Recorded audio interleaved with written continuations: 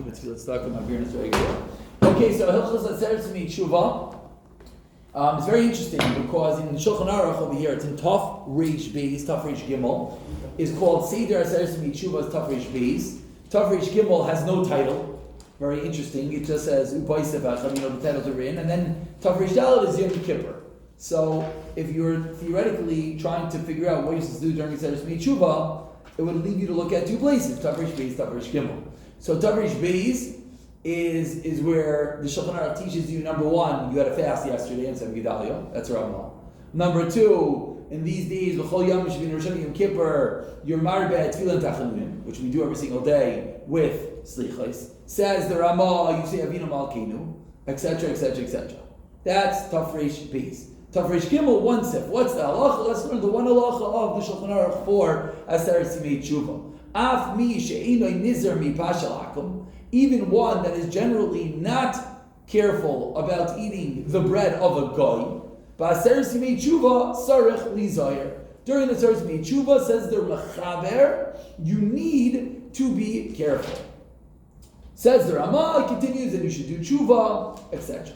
So let's learn a Mishnah Berurah. Explains the Mishnah Berurah, ba'aseres yimei tshuva sarich lizayer. Hainu, what are we being careful from? Afilu mipas palter shel goy. From the bread of a bakery of a goy. So the little background that everyone needs to know is that in Yoredeya, Simin Kuf Yud Beis, is the halachos of Dinei Pas Shel Akum, the laws of the bread of a goy. In Sifr Beis over here, the Mechaber teaches us, and there's a very large discrepancy here between Sfardim and Ashkenazim.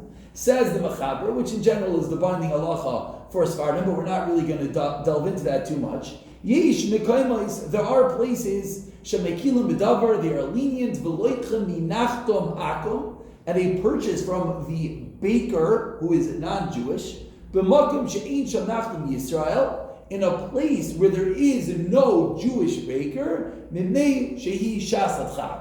So what did the Mechaber just say?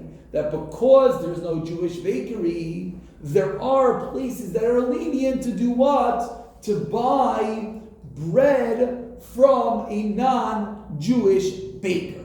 Now, pause. The bread is being baked by a non-Jewish baker. Of course, you always have to ascertain that the ingredients are kosher.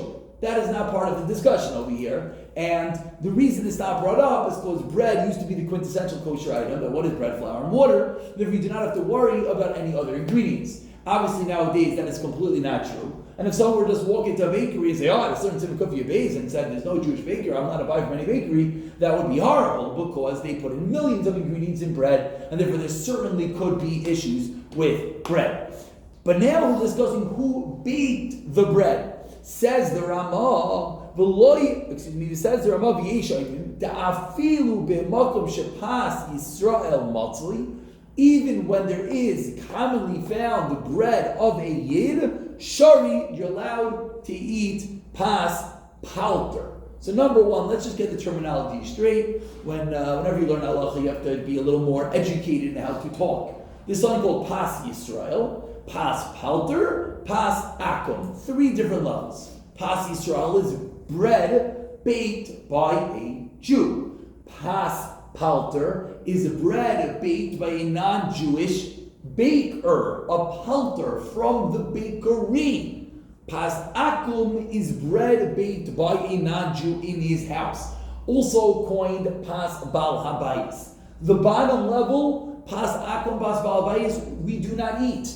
We continue learning kufya beis. Maybe we'll go a little bit deeper a different day.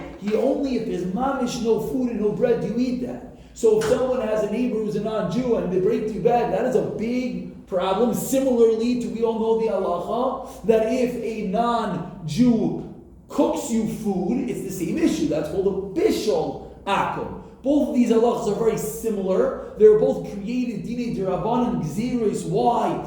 In order to distance Yidden and non-Jews, in order to create that there's no chasanos between them. And that's the basic of these 2 gezeros. But when it came to bread particularly, we are more lenient. Why? Alechem yichya adam. Bread is something that you need bread to survive. as you saw that the Machaber said, if it's a Shas Chak and you have no bread, you could buy from the non-Jewish bakery. The Ramah was more makel. And the Ramah said that even if there is a Jewish bakery, you're allowed to buy from the Pas Palter, not Pas Akum, not Pas Balabayis, but the bread of a non-Jewish baker. Comes along the Shach over here. The Shach, of course, we know is Amud Hira in Yeridea, and says the Shach in Sivkot and Tess, a very famous Shach. V'kosu achronim, v'rav b'teres chatas, and the Ramah in his own sefer, teres chatas, reish klal aynei, v'habach, shekin nispashi taminuk, that is the minuk. So now, we all understand that even though there's a chumrah, we'll call it, to eat Pas Yisrael, we now understand why many of us eat Pas Palter. Why? As the Ramachshach says, shekin nispashi taminuk, that is the minuk. Miu kasav teres chatas, sham b'shem ha-poiskim, to be Yod Yimei Tshuva. Actually, one thing before we go into, let's just read the whole Shach, then we'll explain. During the Aseres Yimei Tshuva, Yesh Li Zoyer B'Pashal Akum. So the Shach already on the Halachah that taught you to be Mekel. So that anyone that's eating Pas Palter, which we should pause and parenthetically point out, that any commercial Hashkacha product, OU, Kaf K, Star K, any of all of our wonderful Echshirim, are Pas Palter unless otherwise stated. You can look up, they each have a list of Pas Yisrael products, but if it does not say anything and it's not on the list, that means it's Pas Palter, which we now understand. How could they put an Hechsher on it? Because the Ramah said it's Mutter. The Shach says Shekin is Pashi Minhag. I believe if you look at the OU documents, I think, if I don't remember, I'll look it up this time, I think they quote from Rabbi Henkin that this was the minhag in America. I believe that's what the OU writes. And that's why a regular OU product or any other Hechsher is going to be Pas Palter, bread baked by a non-Jewish baker. But the Shach himself, the one that will always be Mekel based upon, tells us during the Aseres Yimei Tshuva, one should be Zahir. He should be careful. V'chein is Bayer, Barachayim Tafresh Gimel, which is what we just read. Hilchos Aseres Yimei Tshuva. Mihu Nira, the Shach concludes, T'yesh li Zahir av kol yimos hashana. You should be careful the whole year. Shaliach Pashal Akum min ha-Palter heicha T'yesh Palti Yisrael. Whenever there is a Jewish baker, the Shach is of the opinion that Yesh Lizar, one should be scrupulous the entire year. Imloi, and these are the words that we could debate ad infinitum on. Shapas akum yofe yoiser. If the bread by the guy is better, to us shari, then it's mutter. So we don't have time. We're out of time. Let's just conclude with the simple basics and where we get to Aseres Yimei Tshuva. It's something called Pas Balbayis we don't eat. It's something called Pas Palter, bread baked by a bakery. The Ramah said it's mutter. The Shach said that's the minhag.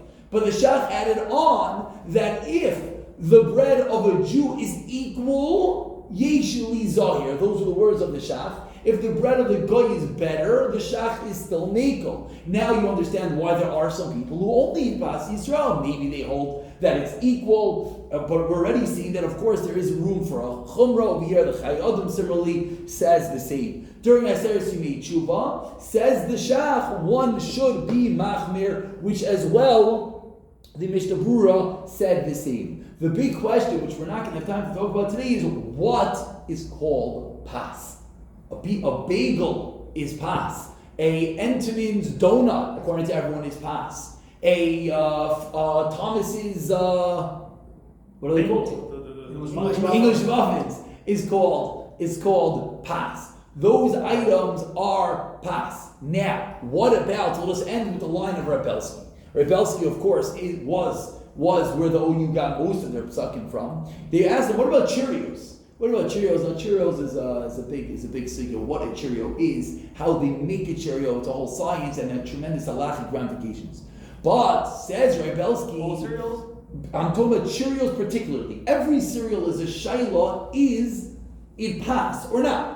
Is it Pas or not? Now, something that is a non-grain type of cereal, you know for sure is not Pas. Like Rice Krispies, for example, and Fruity Pebbles, we know for sure it's not Pas, and we know it's not Bishul. And Rice Krispies, I shouldn't say that with such confidence, it's a big machlekes, but according to many or most, let's just say many, Rice Krispies would not be part of this discussion. But Cheerios, many hold, are a shayla of Pas Palter. Why? The words of Rav Scheinberg, he said, a Cheerio is a mini bagel. That's what he saw a Cheerio is. To determine if it is a pas, it does have tsurisa dinamo, does it look like bread? So when it comes to Seres Tshuva, and if one has to be machmer on cereals or not, is a discussion. But just on Cheerios particularly, and tomorrow we'll maybe talk about more products, right? Belsky himself wrote, it's uncertain if Cheerios have an appearance of bread, and Belsky was of the opinion that one should refrain from eating it during Seres Tshuva all year round. We are lenient, and that's why the OU,